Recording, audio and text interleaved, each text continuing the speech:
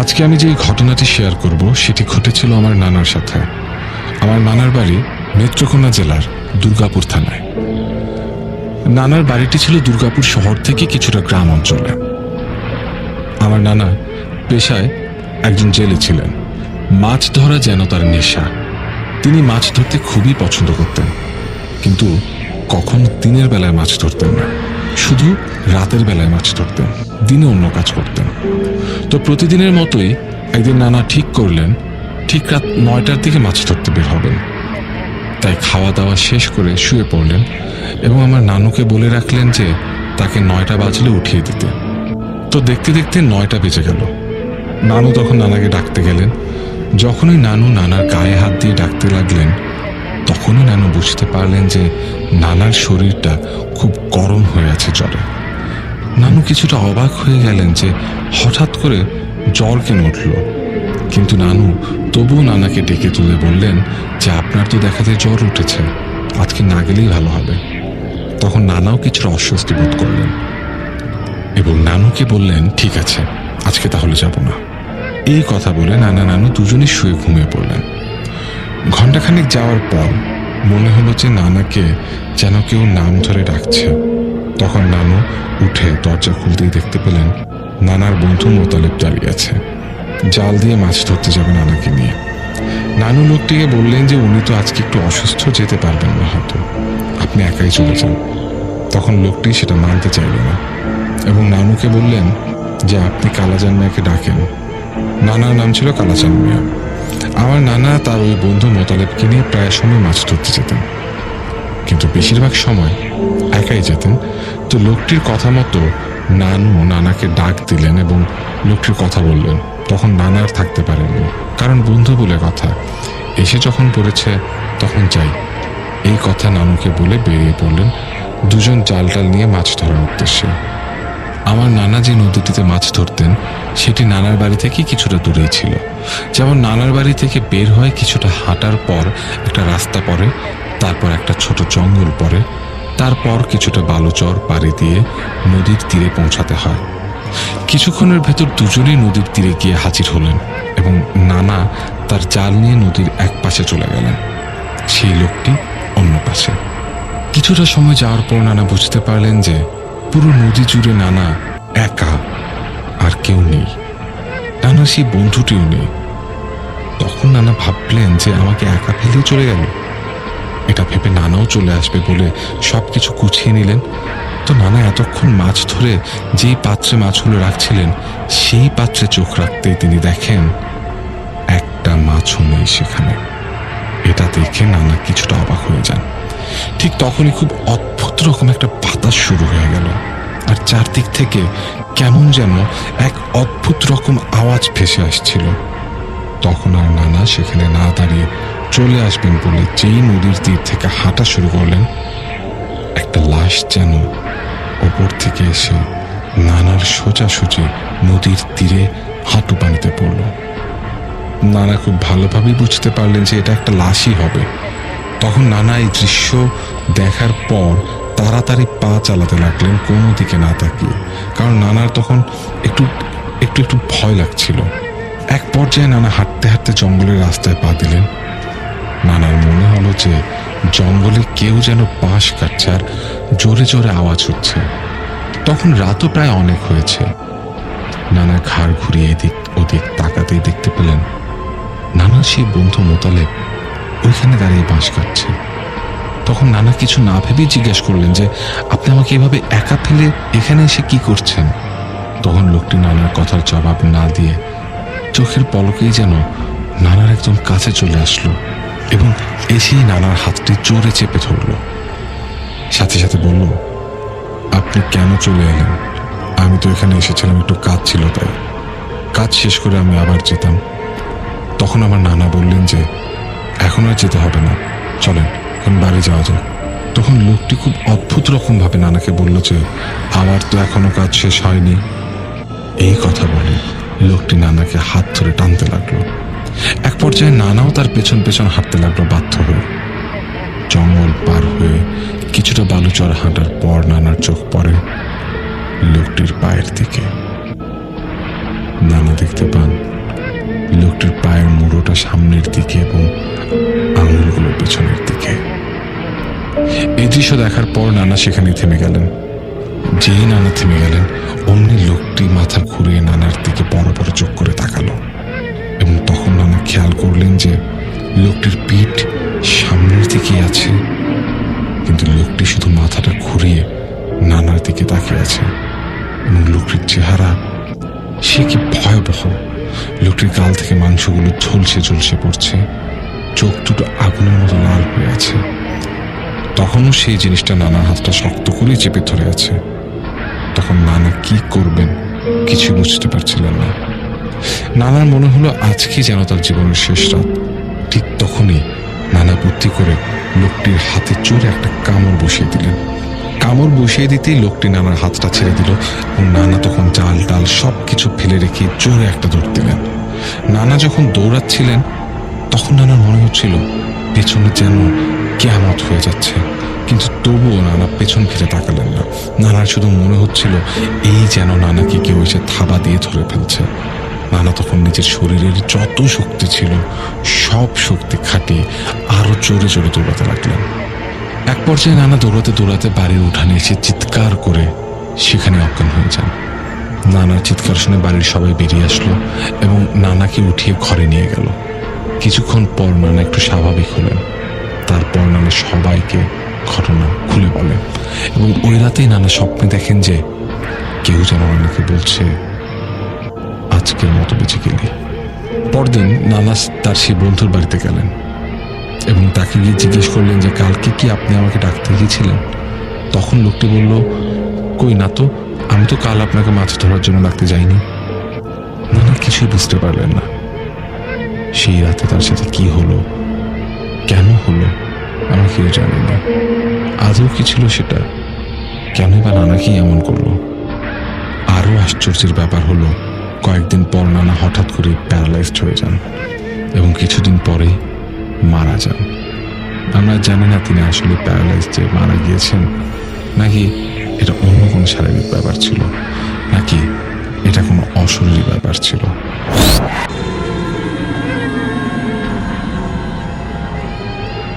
আমি মেহেদি হাসান, নরসিংদী জেলার মনোহরদী থানার একটি গ্রাম থেকে বলছি। আজকে আমি আপনাদের সাথে যে ঘটনাটা শেয়ার করতে যাচ্ছি সেটা ঘটেছিল আমার একজন খুব কাছের বন্ধুর সাথে, যার নাম আশিক। 2014 সালের ঘটনা। সময়টা গ্রীষ্মকাল। গ্রীষ্মের ছুটিতে স্কুল বন্ধ থাকায় আমি আর আমার আরো বেশ কিছু বন্ধু, সৌরভ, মোমেন, ইব্রাহিম, আশিক সহ অনেকে দল বেঁধে গ্রামের বিভিন্ন জায়গায় ঘুরে বেড়াতাম। আমাদের গ্রামের একেবারে উত্তর মাথায় একটা বড় পুকুর আছে। ওই পুকুরে গোসল করে আম কাঁঠালের বাগানে ঘুরে ঘুরে আমরা সে সময় পুরো পাড়া দাপিয়ে বেড়াতাম। এছাড়াও আমাদের নিয়মিত আড্ডার জায়গা ছিল একটা পরিত্যক্ত বাড়ি। বাড়িটা ছিল খুবই নির্জন এবং গ্রামের এক পাশে, অন্যান্য ঘরবাড়ি থেকে অনেকটা দূরে। ওই বাড়িটার পাশেই ছিল অনেক পুরনো একটা পরিত্যক্ত কবরস্থান। আগে এখানে লাশ দাফন করা হলেও ধীরে ধীরে অনেকগুলো ভয়ঙ্কর ঘটনা ঘটার পর এখানে আর এখন লাশ দাফন করা হয় না। কবরস্থানটি মূলত জঙ্গলের মতো। আম গাছ, গাব গাছ, তাল গাছ, রেইনট্রি গাছ সহ নানান রকমের ঝোপঝাড়ে কবরস্থানটি ভরা। কবরস্থানটি অনেক আগেকার দিনের, আর এই কবরস্থানকে ঘিরে অনেক কথা প্রচলিত আছে। জায়গাটা নাকি ভালো না। কবরস্থানটিকে ঘিরে ঘটা কয়েকটি ঘটনার প্রত্যক্ষদর্শীও হয়েছিলাম আমি ছোটবেলায়। যেমন অনেক বছর আগে আমাদের প্রতিবেশীর একটা ছেলে ওখান থেকে মঙ্গলবারে তাল কুড়িয়ে আনার পর অসুস্থ হয়ে পড়ে এবং তারপর হঠাৎ একদিন বাড়ি থেকে উধাও হয়ে যায়। অনেক খোঁজাখুঁজির পর আমাদের গ্রামের পাশের একটা বড় বিলে তার লাশ পাওয়া যায়। এ সময় তার ঘাড়ে এবং শরীরের বিভিন্ন জায়গায় মারধর এবং ভয়ঙ্কর আঁচড়ের দাগ পাওয়া যায়। এছাড়াও আমার একজন ফুপা, যিনি সকলের বারণ করা সত্ত্বেও ওই কবরস্থান থেকে একটি গাছ কেটে এনেছিলেন, তারপর থেকে মারাত্মক রকমের অসুস্থ হয়ে পড়েন। তার জ্বর আসে, এরপর ধীরে ধীরে তিনি পাগল হয়ে যান। আজ 5-6 বছর হলো অনেক কবিরাজ হুজুর দেখিয়েও কোনো লাভ হয়নি। উনি আগের মতোই আছেন। যাই হোক, ওই কবরস্থান থেকে কিছুটা দূরে বিশাল বড় একটা গাব গাছ আছে। আমরা প্রায় ওই গাব গাছে উঠে খেলাধুলা করতাম এবং গাব পেড়ে খেতাম। গ্রীষ্মের ছুটিতে স্কুল বন্ধ থাকায় প্রায় সারাদিনই আমরা ওই পুরনো বাড়ি এবং আশেপাশে ঘুরে বেড়াতাম। তবে অনেকে প্রায় আমাদের নিষেধ করতো ওইদিকে না যাওয়ার জন্য। তারপরও আমরা ওখানে প্রায় যেতাম। শেষ পর্যন্ত ওই গাব গাছটাই আমাদের জন্য কাল হয়ে দাঁড়ালো, যার কথা মনে হলে আমি আজ শিউরে উঠি। আমাদের মধ্যে আশিক নামে যে ছেলেটি ছিল, ও ছিল আমাদের তুলনায় অনেকটা হ্যাংলা পাতলা টাইপের, আর এজন্য গাব গাছে উঠে ও অনেক চিকন চিকন ডাল থেকে গাব পেড়ে আনতো, যা আমরা পারতাম না। সম্ভবত দিনটি ছিল শনিবার। আমরা 4-5 জন বন্ধু মিলে গাব পাড়তে গেছি। তখন দুপুরবেলা, সূর্য প্রায় মাথার উপরে। আমরা গাব গাছে উঠলাম গাব পাড়ার জন্য।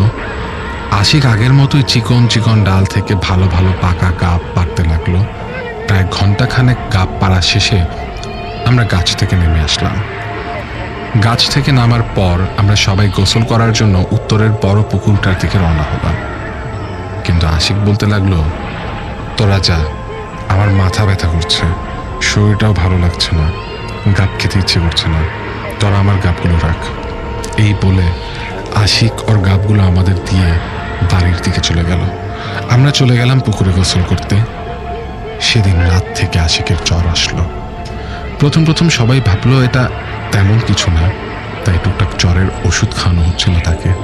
কিন্তু কিছুদিনের মধ্যে জ্বরের মাত্রা ক্রমশ বেড়েই চলল এবং আশিকের অবস্থাও ক্রমশ খারাপ থেকে খারাপতর হতে লাগলো। ওর বাবা মা ওকে ডাক্তারের কাছে নিয়ে গেল। ডাক্তার চেক আপ করে ওষুধ দিলেন, কিন্তু অবস্থার কোনো উন্নতি হলো না।